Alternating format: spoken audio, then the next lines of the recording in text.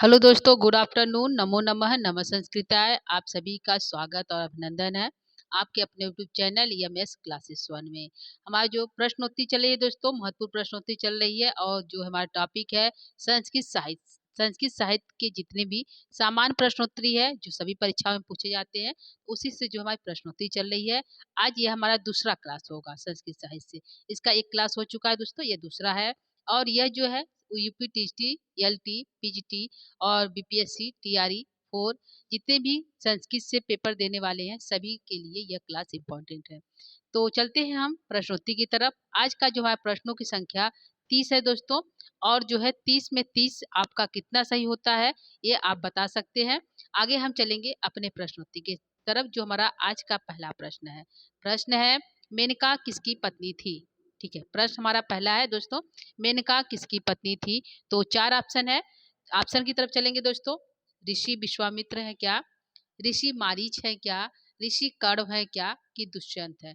तो कौन जो है मेनका किसकी पत्नी है दोस्तों। तो हमारा आंसर किधर जाएगा, हमारा आंसर जाएगा वन की तरफ। पहला आंसर सही है, मेनका विश्वामित्र की पत्नी थी। और मेनका कौन थी, और जो है यह शकुंतला की जो है बेट माँ थी। क्या थी, यह शकुंतला की माँ थी। यानी कि इसके जन्म देने वाले, शकुंतला के जन्म देने वाले माता पिता का नाम विश्वामित्र और मेनका है। ठीक है, मेनका अप्सरा है, स्वर्गलोक की अप्सरा थी। क्या थी, अप्सरा है स्वर्गलोक की। ठीक है, मेनका और विश्वामित्र की पत्नी थी और शकुंतला की माँ है। तो यह हमारा आंसर हो गया पहले प्रश्न का। लेंगे हम दूसरा प्रश्न जो आपके सामने है। प्रश्न है कि राजा दुष्यंत की पत्नी का क्या नाम है। प्रश्न है दोस्तों, राजा दुष्यंत की पत्नी का क्या नाम है। तो चार ऑप्शन है, शकुंतला है क्या, हंसपदिका है क्या, वसुमती है क्या कि उपयुक्त सभी है क्या। तो यहाँ पे जो है राजा दुष्यंत जो है उनकी पत्नी का नाम शकुंतला भी है, हंसपदिका भी है और वसुमती भी है। यानी कि राजा दुष्यंत की तीन रानियां हैं। कितनी है, तीन रानियां हैं, जिसमें तीनों का नाम है, एक शकुंतला है, एक हंसपदिका और एक वसुमती है। यानी कि आंसर हमारा उपयुक्त सभी की ओर जाएगा, यानी कि सारा आंसर सही है। ठीक है, तीनों पत्नियां हैं राजा दुष्यंत की। राजा दुष्यंत कहाँ के राजा थे, हस्तिनापुर के राजा थे। ठीक है, तो हमारा आंसर जाएगा डी की तरफ दूसरे प्रश्न का। हम चलेंगे तीसरे प्रश्न की तरफ। तीसरा प्रश्न है मैत्रेयी पत्नी थी। मैत्रेयी किसकी पत्नी थी। तो ऑप्शन गौतम की पत्नी थी क्या, ऋषि याज्ञवल्क्य की पत्नी पत्नी थी क्या, ऋषि वाल्मीकि की पत्नी थी क्या कि राजा ययाति की पत्नी थी। तो किसकी पत्नी थी मैत्रेयी। तो कौन सा आंसर सही होगा दोस्तों, यहाँ पे मैत्रेयी किसकी पत्नी थी। तो आंसर हमारा जाएगा यहाँ पे ऋषि याज्ञवल्क्य की पत्नी का नाम मैत्रेयी था। क्या था, यह ऋषि याज्ञवल्क्य की पत्नी थी। और यह जो है प्राचीन जो है ऋषिका है। ऋषिकों में इनका जो ऋषिका है, इनका ऋषिकों में नाम आता है मैत्रेयी का। या और जो है ऐसी बहुत सी लेखिकाएं हैं जो प्राचीन काल की लेखिकाएं हैं, जैसे गार्गी, मैत्रेयी, इस प्रकार की। ठीक है, तो यह जो है हमारी मैत्रेयी जो है इनकी पत्नी है, किनकी, जो है याज्ञवल्क्य की। ठीक है, तो आंसर हमारा जाएगा तीसरे की तरफ। जो है तीसरे का बी आंसर सही है। चौथा प्रश्न है, प्रश्न संख्या 4 है, भर्तृहरि के गुरु का क्या नाम है।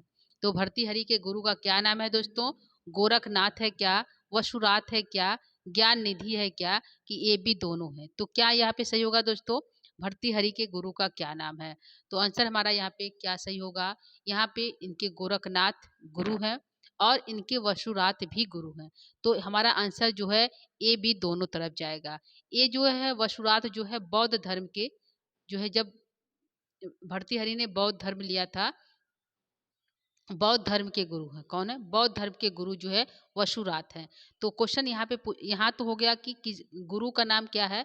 तो ये भी दोनों गुरु हैं। यदि पूछा कि वसुरात जो है भर्तृहरि के बौद्ध गुरु कौन है, तो वसुरात हैं। ठीक है, इस प्रकार से दो क्वेश्चन यहाँ बन जाएगा दोस्तों। ध्यान रखिएगा, गुरु पूछा है दोनों सही है, लेकिन यदि बौद्ध धर्म से संबंधित गुरु पूछेगा तो वसुरात है। तो ये हमारा हो गया चौथे प्रश्न का डी आंसर सही है दोस्तों। लेंगे हम पांचवें नंबर प्रश्न। पांचवा नंबर का प्रश्न है कि भट्टोजी दीक्षित के गुरु का क्या नाम है। जो भट्टोजी दीक्षित है उनके गुरु का क्या नाम है। तो शेष कृष्ण है क्या, चाणक्य है क्या, शुक्राचार्य है क्या, वशिष्ठ है क्या। तो यहाँ पे क्या सही होगा दोस्तों, भट्टोजी दीक्षित के गुरु का क्या नाम है? तो हमारा आंसर जाएगा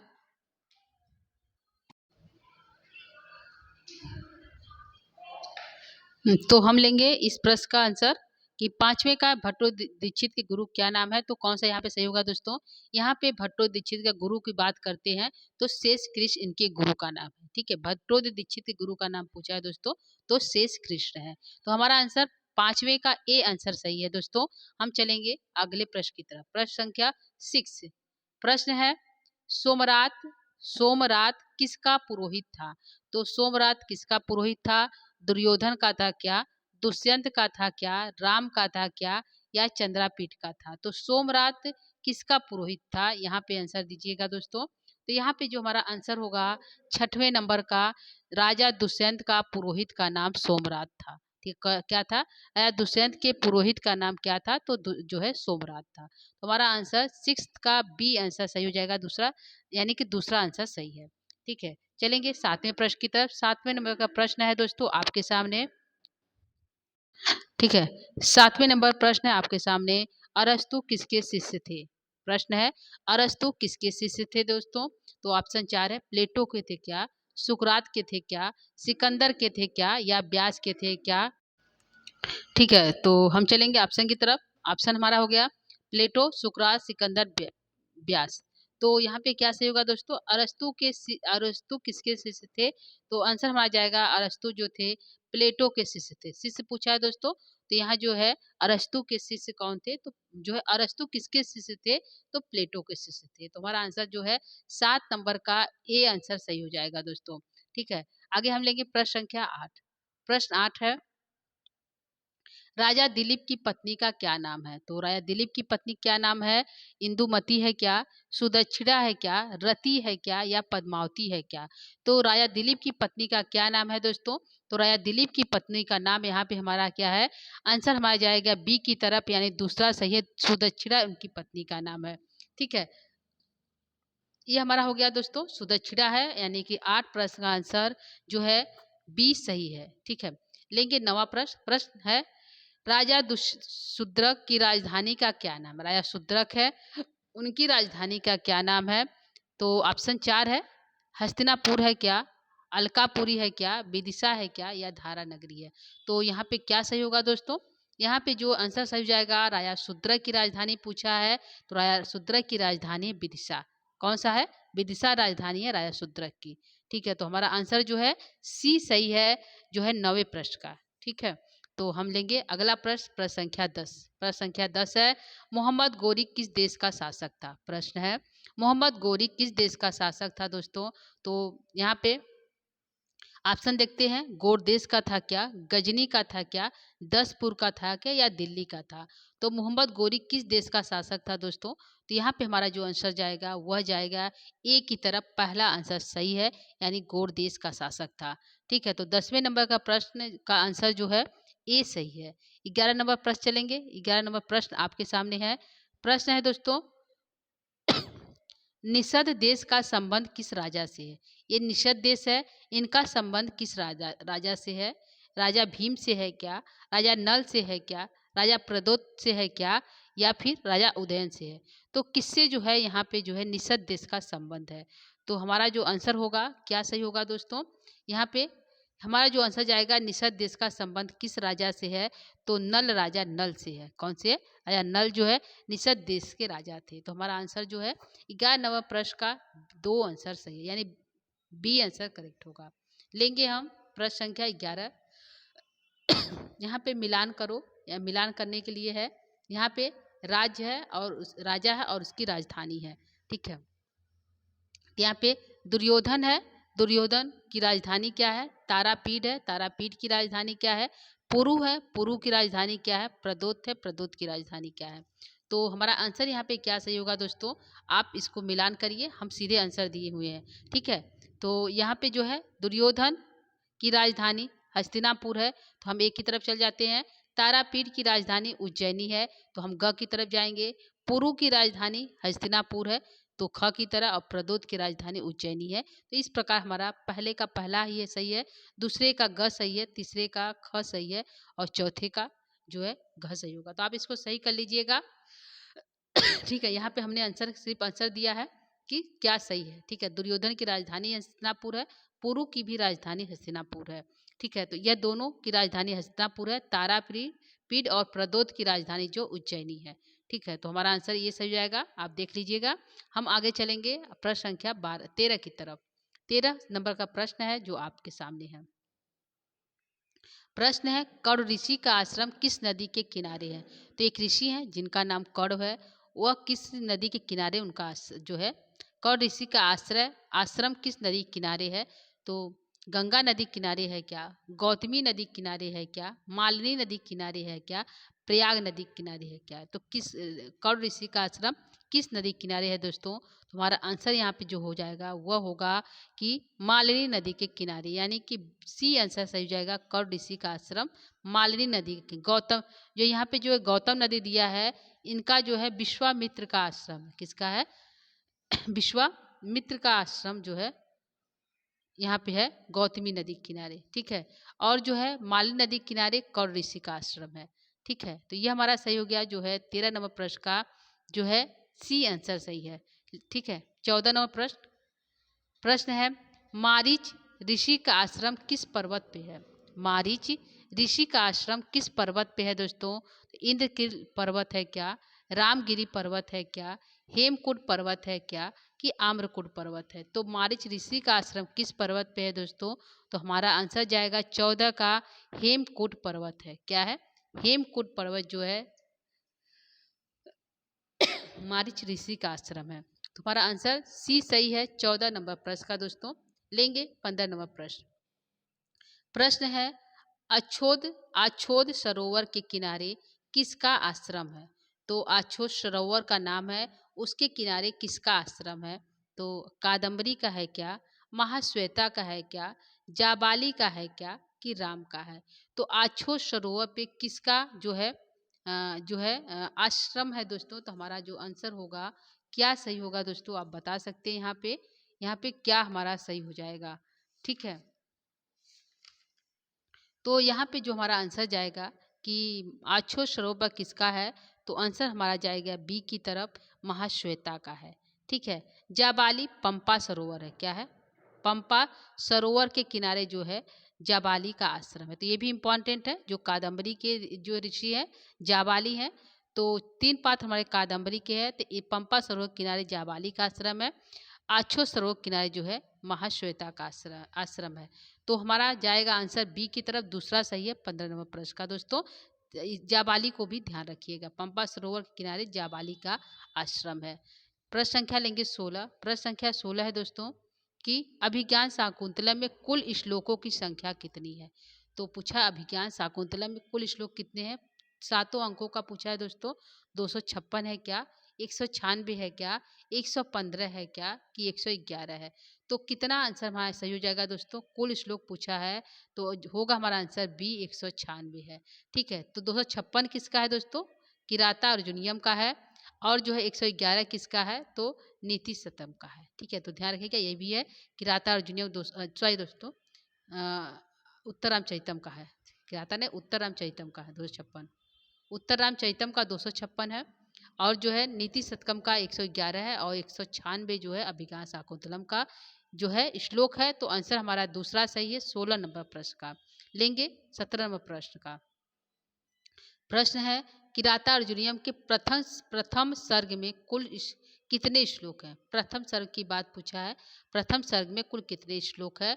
तो 48 है क्या, 46 है क्या, 45 है क्या, या 50 है? तो क्या सही होगा दोस्तों? यहाँ पे जो हमारा आंसर हो जाएगा कि किराता अर्जुनियम के प्रथम सर्ग की बात की गई है, तो ये 46 है। कितना है? 46 है। ठीक है, तो 48 किसका है? तो 48 हमारा यहाँ पे हो जाएगा उत्तर रामचरितम।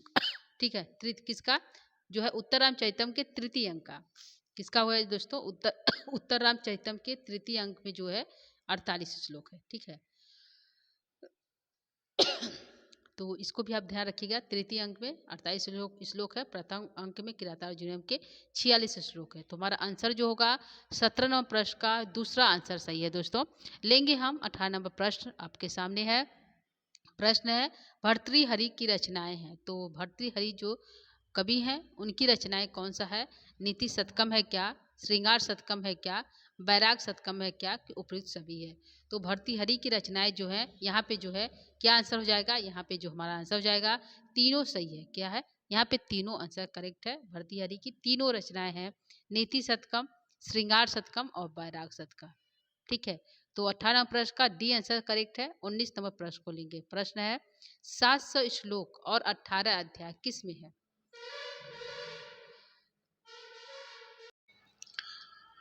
प्रश्न है दोस्तों कि 700 श्लोक और 18 अध्याय किस में है। तो महाभारत में है क्या, गीता में है क्या, पुराण में है क्या, कि रामायण में। तो किस में जो है 700 श्लोक और 18 अध्याय है। तो हमारा आंसर यहाँ जाएगा जो है, हमारा आंसर यहाँ पे जाएगा जो है बी की तरफ। गीता में जो है 700 श्लोक और 18 अध्याय है। तो आंसर हमारा 19 नंबर का जो है बी आंसर सही है दोस्तों। लेंगे 20 नंबर प्रश्न। प्रश्न है रामायण में कुल कितने सर्ग है। जो रामायण है उसमें पूछा है, सर्ग पूछा है दोस्तों, ध्यान रखिएगा। श्लोक नहीं पूछा है, सर्ग पूछा है। कितने हैं, 1000 है क्या, 500 है क्या, 600 है क्या, 700। कितने श्लोक जो है सर्ग जो है रामायण में है। तो इसमें 24,000 श्लोक है रामायण में। रामायण की बात करते हैं तो रामायण में 24,000 श्लोक है। 24,000 श्लोक है। तो यहाँ पे सर्ग पूछा है, तो कितना सर्ग है दोस्तों, यहाँ पे जो है 500 सर्ग है। यानी कितने सर्ग हैं, 500 सर्ग है। तो हमारा आंसर जो जाएगा बी की तरफ जाएगा। रामायण में कुल सर्ग पूछा है तो 500 है और 24,000 श्लोक है रामायण में। ठीक है, तो हमारा आंसर जो है बी सही है। 20 नंबर प्रश्न का लेंगे हम। 21 नंबर प्रश्न आपके सामने है। प्रश्न है 22 सर्गों वाला कौन सा महाकाव्य है। तो कौन सा ऐसा महाकाव्य है जो जिसमें 22 सर्ग हैं। तो किराता अर्जुनियम है क्या, शिशुपाल वधम है क्या, नैषधि चरितम है क्या, कि मृच्छकटिकम है क्या। तो कौन सा है जिसमें जो है 22 सर्ग हैं। तो हमारा आंसर किधर जाएगा दोस्तों, हमारा आंसर जो जाएगा यहाँ पे जो है नैषधीय चरितम में। क्या है, नैषधीय चरितम में 22 सर्ग है। यह जो है 18 सर्ग किराता अर्जुनियम में है, 20 सर्ग जो है शिशुपाल वधम में है और 22 सर्ग जो हमारे नैषधीय चरितम में। यह तीनों बृहत त्रयी के अंतर्गत आते हैं। बृहत त्रयी के अंतर्गत आते हैं दोस्तों। ठीक है, तो बृहत त्रयी के अंतर्गत तीनों आते हैं। 18, 20 और 22 सर्ग है जो है क्रम से है, दो दो का अंतर है। किराता अर्जुनियम में 18 है, शिशुपाल वधम में 20 है और नैषधीय चरितम में 22 है। तो ये बृहत त्रयी के अंतर्गत भी तीनों ग्रंथ आते हैं और इसमें इतने सर्ग है, तो इसको आप ध्यान रख सकते हैं। आंसर हमारा जो जाएगा 21 नंबर प्रश्न का सी आंसर सही है दोस्तों। ठीक है, तो 21 का सी करेक्ट है। चलेंगे 22 प्रश्न की तरफ। 22 नंबर प्रश्न है मृच्छकटिकम ग्रंथ में कुल कितने श्लोक एवं अंक है। तो कुल श्लोक और कुल अंक पूछा है मृच्छकटिकम में। ठीक है, तो यहाँ पे जो ऑप्शन है 380 श्लोक 10 अंक है क्या, 144 श्लोक 6 अंक है क्या, 256 श्लोक 7 अंक है क्या, 196 श्लोक 7 अंक है क्या। तो यहाँ पे क्या हमारा सही जाएगा दोस्तों, मृच्छकटिकम में ग्रंथ में कुल कितने श्लोक एवं अंक है। तो हमारा आंसर जो जाएगा मृच्छकटिकम के अकॉर्डिंग 22 नंबर प्रश्न की तरफ, तो आंसर हमारा जाएगा ए की तरफ। पहला आंसर सही है दोस्तों। मृच्छकटिकम में 380 श्लोक है और 10 अंक है। ठीक है, और यहाँ पे ये जो हमारा है 144 श्लोक 6 अंक, यह ऋतु संहारम से है। किससे है, ऋतु संहारम से है, जो कालिदास का रचना ग्रंथ है। किसका है, कालिदास का। ठीक है, तो यह जो है 144 श्लोक है। ठीक है, श्लोक और 6 अंक जो है ऋतु संहारम में, जो कालिदास की प्रथम गीति काव्य है। 256 और 7 अंक जो है उत्तर रामचरितम में है। किसमें है, उत्तर रामचरितम में है। और 196 और 7 अंक जो है अभिज्ञान शाकुंतलम में। किसमें है दोस्तों, अभिज्ञान शाकुंतलम में। तो इसको भी ध्यान रख सकते हैं। मृच्छकटिकम में 380 और 10 अंक है, ये आंसर सही है 22 नंबर प्रश्न के अकॉर्डिंग। आप इसको तीनों को भी आप ध्यान में रख सकते हैं। 144 श्लोक 6 अंक ऋतु संहारम में है, जो कालिदास की रचना है। 256 श्लोक 7 अंक जो तरम चैतम है, जो हमारे भवभूति जी की है। और 196 श्लोक और 7 अंक जो है अभिज्ञान शाकुंतलम में, जो भी कालिदास की है। तो आंसर हमारा 22 नंबर का ये आंसर सही है दोस्तों। चलेंगे 23 नंबर प्रश्न की तरफ। प्रश्न है लगभग 1030 श्लोकों वाला कौन सा महाकाव्य है। तो ऐसा कौन सा महाकाव्य है जिसमें 1030 श्लोक है।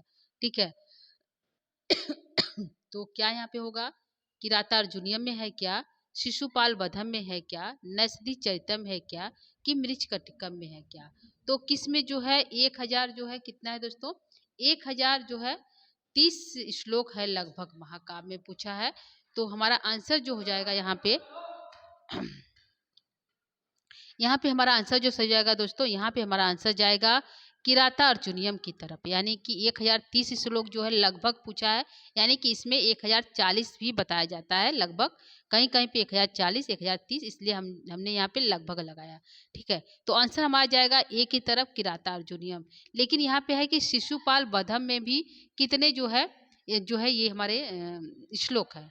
तो शिशुपाल वधम में जो श्लोकों की संख्या कितनी है दोस्तों, तो यहाँ पे 1650 है। कितने हैं, 1650 जो है शिशुपाल वधम में है। ठीक है, और नैषधि चरितम को भी देख लेते हैं, इसमें कितने श्लोक हैं। तो इसमें जो है कितने श्लोक हैं दोस्तों, तो इसमें जो है 2830 है। कितने हैं, 2830 श्लोक जो है नैषधि चरितम में है। ठीक है, तो ये हमारा हो गया कि किराता अर्जुनियम में 1040 या 30 कह सकते हैं, तो हमारा आंसर सही है। शिशुपाल वधम में यदि श्लोक पूछे 1650, नैषधि चरितम पूछे तो 2830। तो हमारा आंसर 23 नंबर प्रश्न का ए आंसर सही है दोस्तों। हम आगे चलेंगे 24 नंबर प्रश्न की तरफ। प्रश्न है कि महाभारत के वन पर्व से कौन सा महाकाव्य लिया गया है। ठीक है, यहाँ पे वन पर्व से कौन सा महाकाव्य लिया गया है, किराता अर्जुनियम लिया गया है क्या, शिशुपाल वधम है क्या, नैषधि चरितम है क्या, कि ए बी ए सी दोनों है। तो यहाँ पे क्या सही होगा दोस्तों, यहाँ पे जो हमारा आंसर सही है कि किराता अर्जुनियम जो है महाभारत के वन पर्व से लिया गया है, यह सही है। और जो है नैषधि चरितम भी महाभारत के नल नल पर्व से यानी वन पर्व से लिया गया है, जो है नैषधि चरितम और किराता अर्जुनियम दोनों महाभारत के वन पर्व से लिया गया है। नालियो उपाख्यान है, नलियो उपाख्यान करके जो है सर्ग है, वहां से जो है नैषधि चरितम लिया गया है, और जो वन पर्व से किराता अर्जुनियम। इस हिसाब से हमारा जो आंसर जाएगा वह जो होगा 24 का सी डी आंसर सही है दोस्तों। 24 का दोनों जो है वन पर्व से लिए गए महाभारत के, तो हमारा आंसर डी जाएगा 24 नंबर प्रश्न का। चलेंगे 25 नंबर प्रश्न की तरफ। 25वां प्रश्न है, मृच्छकटिकम ग्रंथ किसका उपजीव्य है, यानी मृच्छकटिकम जो ग्रंथ लिखा गया है उसका उपजीव्य क्या है, उसका उपजीव्य पूछा है, किसका उसका उपजीव्य है।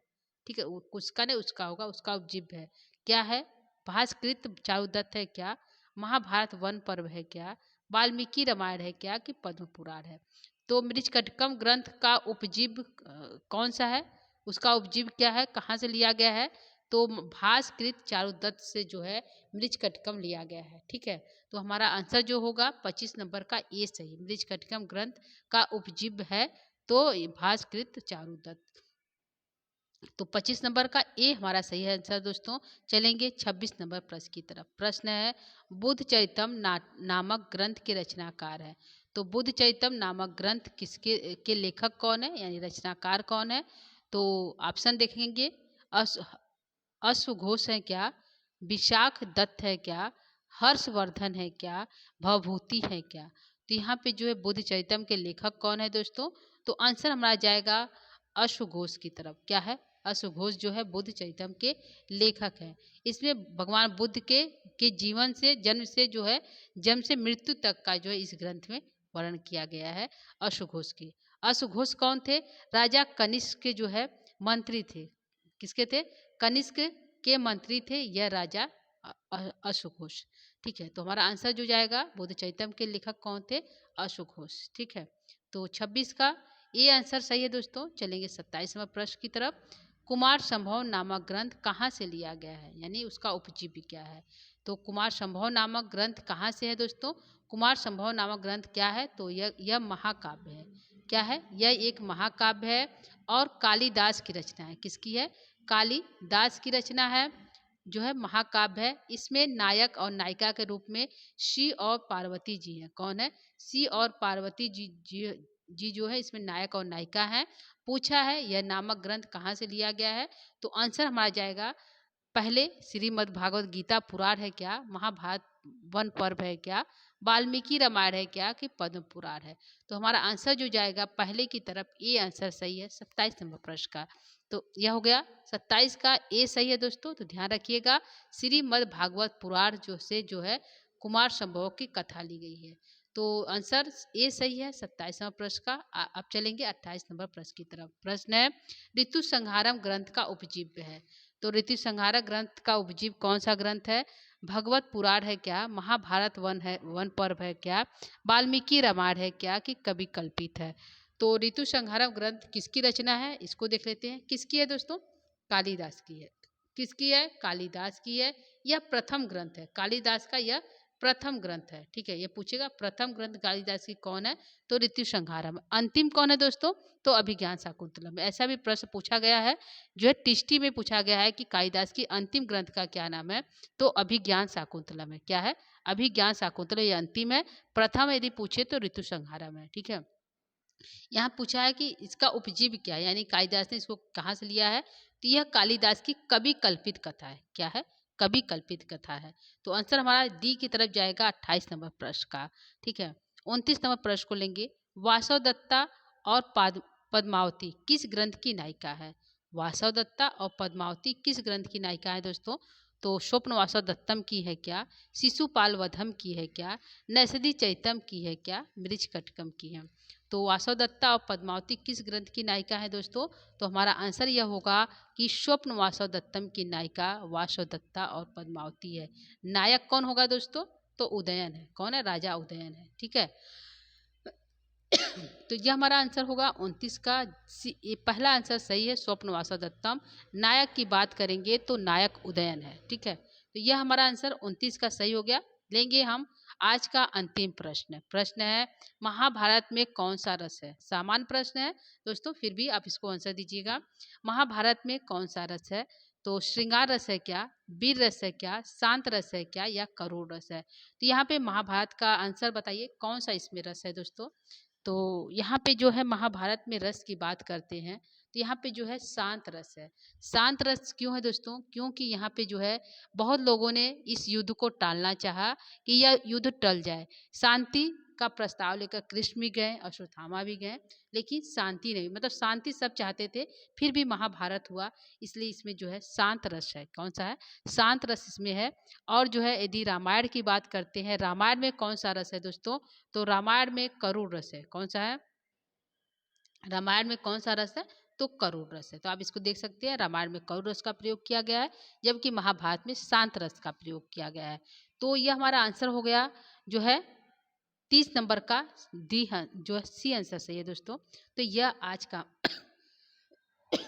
तो तो यह हमारा आज का प्रश्नोत्तरी था दोस्तों। कुल 30 प्रश्न यहाँ पे हमने कराए। अब आप जो है इसको हमें जो है, यदि आपने 30 में 30 सही किए हैं, आपका 30 में 30 आपको आ रहा था, आपका सही हुआ है दोस्तों, तो आप एक बार जो है कमेंट के माध्यम से बता दीजिएगा हमें 30 मेरा करेक्ट है। ठीक है, तो हम जो है, यदि आपको यह प्रश्नोत्तरी अच्छी लग रही है, समझ में आ रहा है मेरा, ठीक है, परीक्षा दृष्टि से उपयोगी है, तो आप इसको जो है और आगे, मतलब आगे हम और क्लास लेकर आए, ऐसे आप हमें कमेंट जो है माध्यम के कमेंट के माध्यम से बता सकते हैं। मैम इस प्रकार के प्रश्न लाइए जो सभी परीक्षाओं के लिए उपयोगी है दोस्तों, चाहे आप वो टीएसटी का दे रहे हैं या एलटी का, या जो है बिहार की परीक्षा दे रहे हैं, किसी भी स्टेट में जाकर परीक्षा दे रहे हैं, सभी में ऐसे प्रश्न जो है सामान्य प्रश्न पूछे जाते हैं। ठीक है, तो आज के लिए इतना ही करेंगे दोस्तों। कल जो है आगे जो है प्रश्नोत्तरी हम लेकर पुनः उपस्थित होंगे। तब तक के लिए आप सभी से विदा लेंगे। और जो है, और यदि आप हमारे चैनल पे पहली बार हैं दोस्तों, तो हमारे चैनल को लाइक, सब्सक्राइब, शेयर और अपने दोस्तों तक जरूर पहुंचाइएगा हमारे इस क्लास को। ठीक है, तो धन्यवाद आप सभी का। Good afternoon. नमो नमः। नमः संस्कृताय।